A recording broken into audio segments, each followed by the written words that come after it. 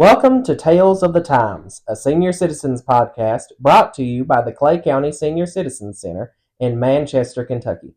This is Peyton Stevens. And Carmen Roberts. Some of the people we chat with may be our clients, some may be former clients, some may not be clients at all. They may be family members of the elderly in Appalachia. Some may be people that have information for our elderly. We don't know where this will go, but it will be wherever the Lord wants it to go. We basically wanted to highlight the lives of our people in Appalachia, the things they've done, their family traditions, the closeness of family and community, their strengths, their passions, and their legacy. We want their memories and stories to be told and to live on even when they are gone.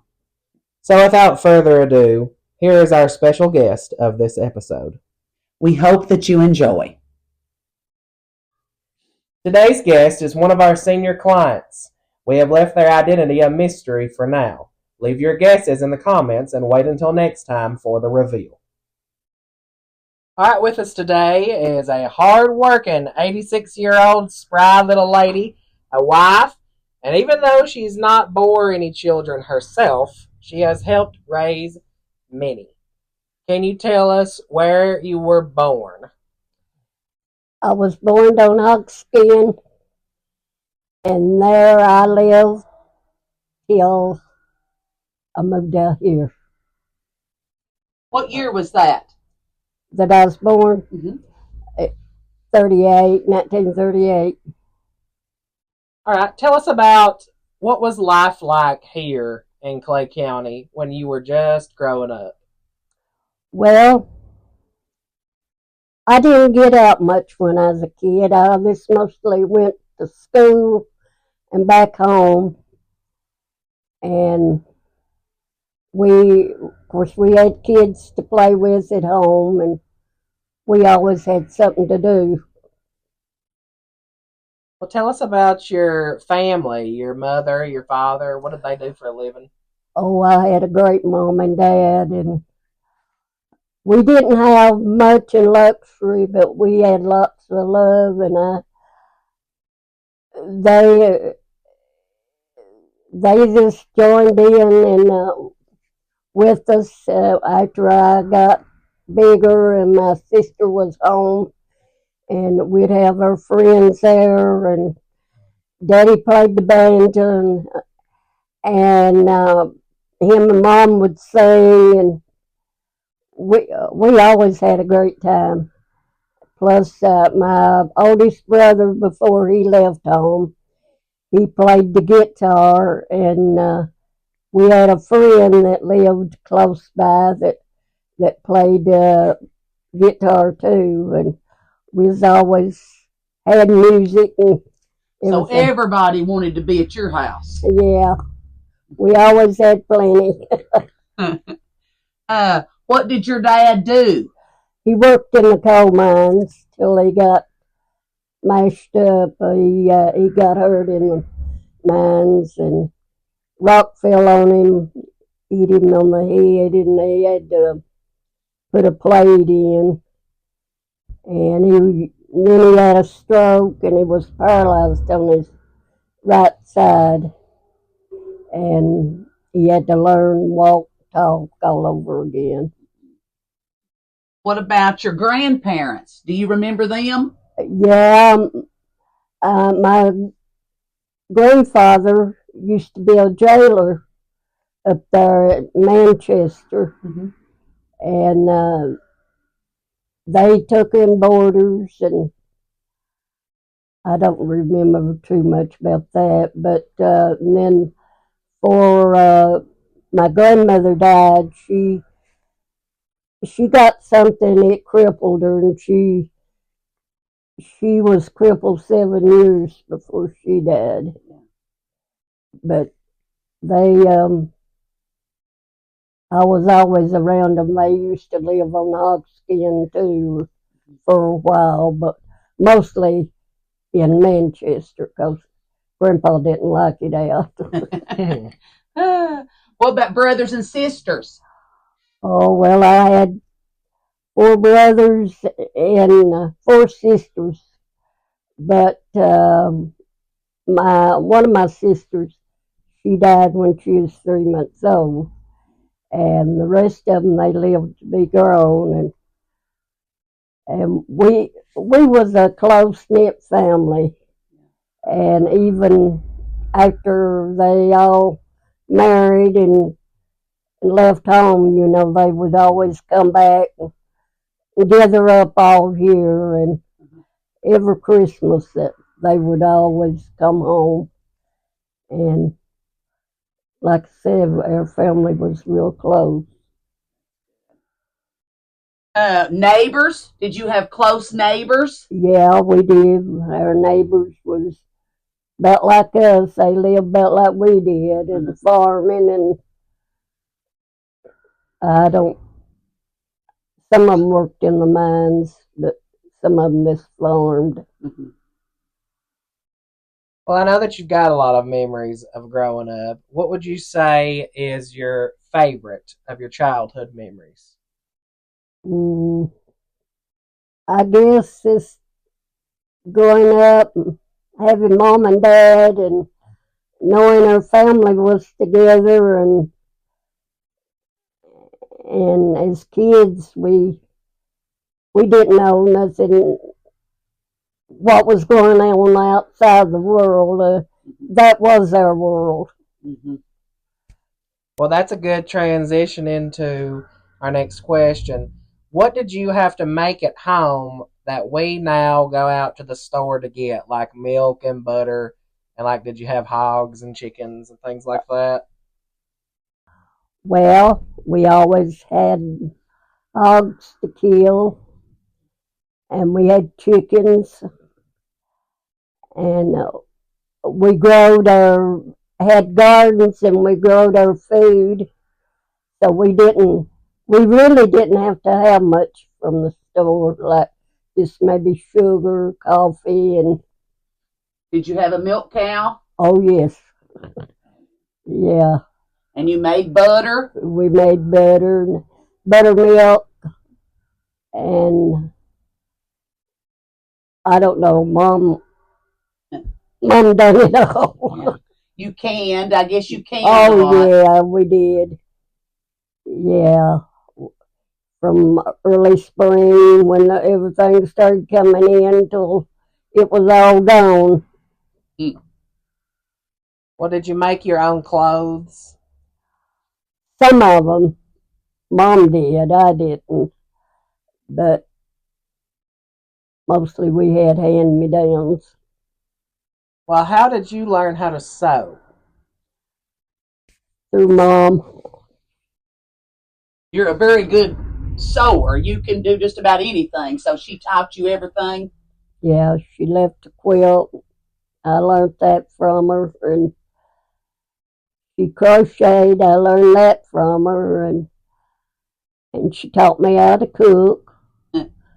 And everything I learned, I guess I learned from my parents and mom. All right, well, what was your job on the farm? Well, I took care of the kids. Mom worked out in the fields most of the time, did the housework, did the cooking. And then later, after the boys left and we had the farm, I worked in the tobacco, corn, hay, and I done it all. I was right with Dad and him and Mom, and we'd have to, when the tobacco got up, we'd have to sucker it, and then, now I never did cut it, but the rest of it I did. Help set out, pull plants. This, I done whatever I had to do on the farm. Whatever needed to be done. Yeah. Well, what did you think that you were going to be when you grew up? I figured I'd just build a house for her. What did you want to do? Was you before Oh, what you dreamed about? I wanted to be a beautician, but I didn't get there. Well, going back to when you talked about school, where did you go to school? Hogskin. We went to a one-room school, and I had to walk 2 miles to school, 2 miles back home. But I love school. I always liked school. I love reading. I still do. Uh-huh. Can you name any of your teachers? Yeah, Rosie Craft was the main one, and Hazel Hensley, and Jane Mobley from Foggertown. But the first teacher I had was Fred Whitus, I think. But he was real old, and I was real young. I was just starting in, I think he just was there that first year. What in the one-room school did it have like first grade now all the way up to what grade? We had from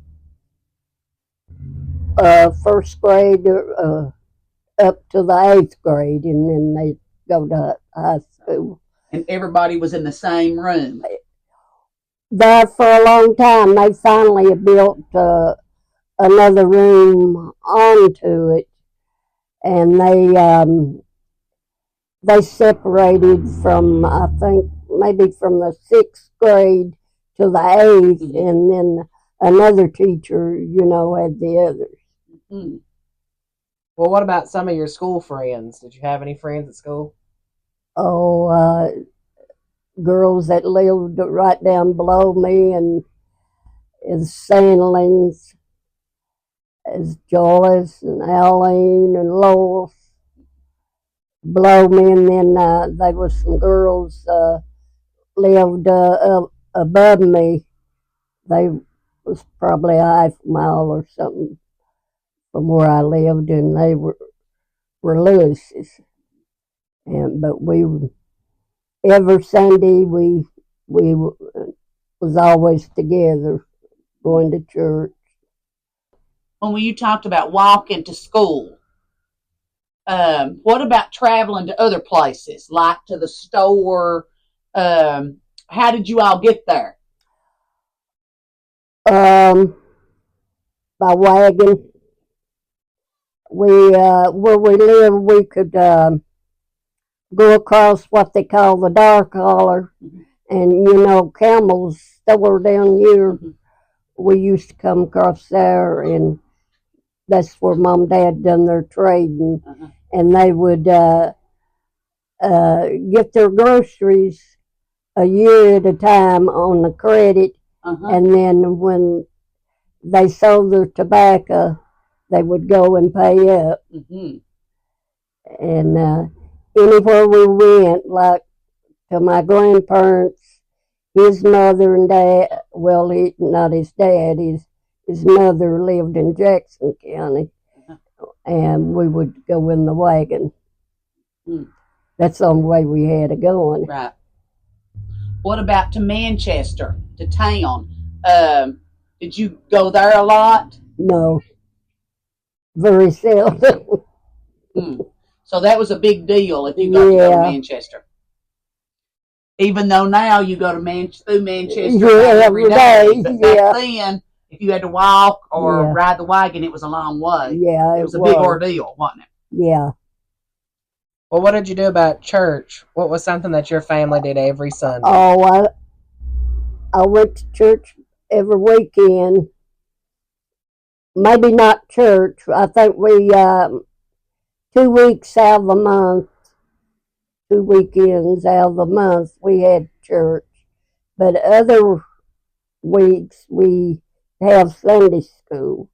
We'd always go to Sunday school, and we used to have church on Saturday and Sunday, because our pastor he went to other churches, and them was the 2 weekends he could be there. It was on the 2nd and the 4th. Where was that church? What was it called? down there at Liberty Baptist down on Laurel Creek. I still go there You still go there. You've been there for how long? all my life. I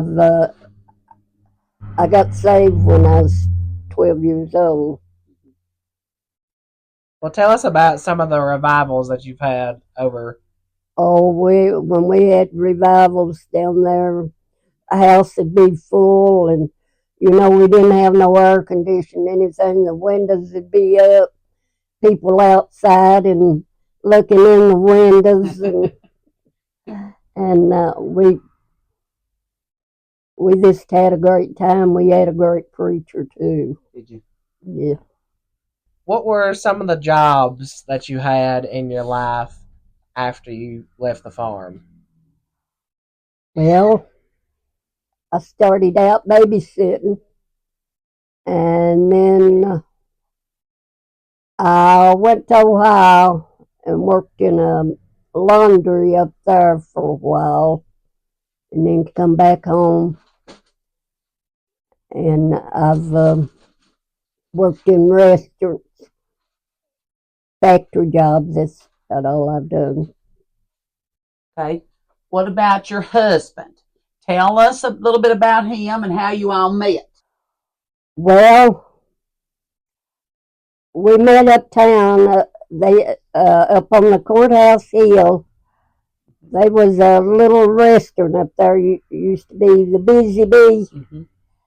And I was up there one day, and on one Saturday, and he came in, and I didn't like him at first. He kept aggravating me, but I finally give in, and we started dating. Did you know him? Yeah. Oh. And his mother and my mother were close friends when they were young. So then you all started dating. Yeah.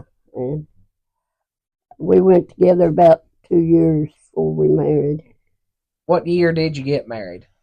1959. Where did you set up housekeeping when you got married? We stayed with Mom and Dad for a while. I got sick right after that.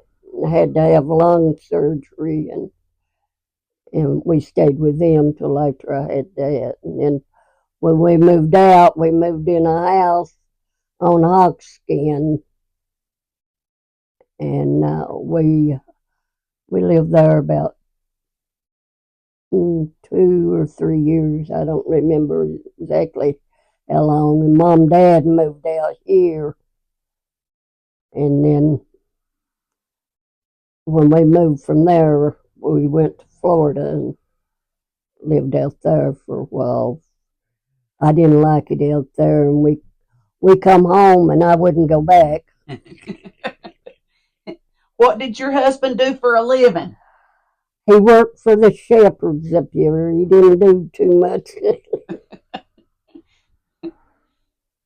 Well, we touched on the fact that you and your husband didn't have any children, but that you helped raise plenty. Yeah. Tell us a little bit about that. Well, I helped raise my brothers, 2 brothers, youngest and Johnny and Bruce's kids. They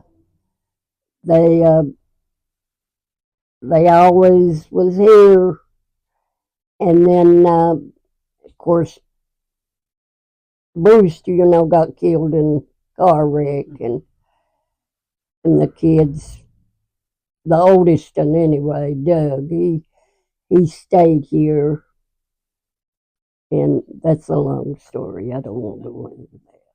So, but Bo, Johnny's boy, when he was about 11 or 12, he moved in with me. That's him there when this factory up there. Oh, yeah. After he moved in, Mm-hmm. and then he stayed with me, Well, he got married. And then every time he has a little trouble, he comes back home. Can't keep him away. No. Yeah, he knows he's got a home here. So, did your husband pass away then? Yeah, he passed away in '99. He had heart failure. Well, what did you do to pass the time? What were your hobbies and things? Well, I had Daddy here to take care of, and I worked, and I had all my housework and cooking and cleaning them kids. So really, that was my pastime. I didn't know nothing else. So you've been a caretaker a lot of your life. Oh yeah, after I retired, I started taking care of people, and there, even after I quit doing it for a long time, people call me, but I just got where a lot of people I couldn't handle. Yeah. In the past, what's been some things that you've enjoyed, like watching on television through the years? Now, never. Soap operas. I didn't have much time to watch TV, so. Yeah. But I watched them, I guess, more than I watched anything when I was home. What are some of the important lessons that you've learned in life? Oh, well, I've learned that you need to go to church and you need to live right. And I try to treat people like I want to be treated. Mm-hmm. And sometimes it's hard to do, but if you want to live right, you have to. True. Can you tell us, describe something in your life that you're pretty proud of? I'm proud of taking care of my mom and dad when they got down. When I lived in Indianapolis, when Mom had her heart attack, but the thing about it, I got laid off on Friday from that job. Mom had her heart attack on Saturday, and I come home, take care of her, and never did go back. So she wouldn't. After that, Mom never was well very much, and then she kept having spells with her heart, and then they finally talked her into having heart surgery, but she died on the operating table. So, well, that was just meant to be, that you got laid off. Yeah, it was. Well, how has your life been different than you would have imagined it? And is there anything that you would change? I don't know. It's not really changed much. All I've known all my life is work. I've worked ever since I was 14. It's been a long time. Yeah. Well, tell us. We want to know how you have stayed so healthy and mentally active and in such good shape. I don't know. I just like to be on the move, and I think if you stay active and do things, and instead of sitting around and brooding about it, that you do better. I know I do. I just can't sit down and do nothing. I have to be moving. Of course, I've been sick through my life, but You kept going. Yeah, you have to, or if you give in, then It's over. it's over. Yeah. Then I lost my sister last year not in 23, and I'm the only one left, and that's been about the hardest thing that I've had to go through lately. It's hard when you think of that you're the only one out of 8 kids and your mom and dad. What was some of the best times of your life? Mm, I don't. I guess when I just becoming a teenager, and we would, of course, mom and dad was strict on us. They didn't.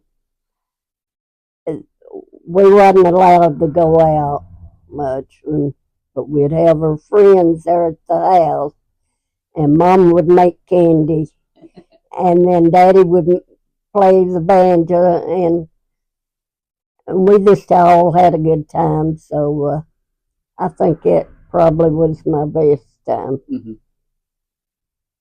What would you say is one thing that's helped make you the person that you are today? My parents. Well, at 86 years old, what is the one thing that makes you the happiest right now?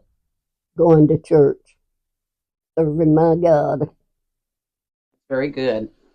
Well, it's been wonderful getting to sit down and talk. Is there anything else that you'd like to add on? I don't think so. No more stories you've got to tell us. Some good tales. Yeah. Any good tales? Yeah, I got plenty. But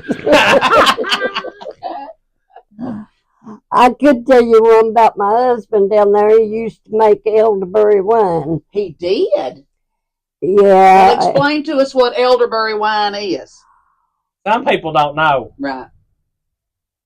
Well, I don't know how to explain it. It's just little berries on a bush, and he would go and break them off and make wine out of them. Well, one time, or last time he made it, he had it in a 5-gallon bucket, and my sister and her husband and the kids were over here, and we were all down there I had a house down there, and we were all down there on the porch, and he kept aggravating me. Sounds like he did that a lot. He did. From the beginning that you met him. And then he wouldn't leave me alone. And I grabbed that bucket, poured his wine on him. And my brother-in-law, I tell you what, he got the biggest kick out of that. Yeah. Was that the last elderberry wine he made? That was it. Yeah. I guess he learned his lesson. That's funny. That's a good one. That is a good one. All right. Well, thank you very much for sitting down with us. It means a lot. And it's been wonderful. And I know people are really going to enjoy this. It's been really good, hasn't it? So we're going to end it off right here. Thank you very much for listening. And when we come back next time, we will let you know who we've been sitting down with. Thank you very much.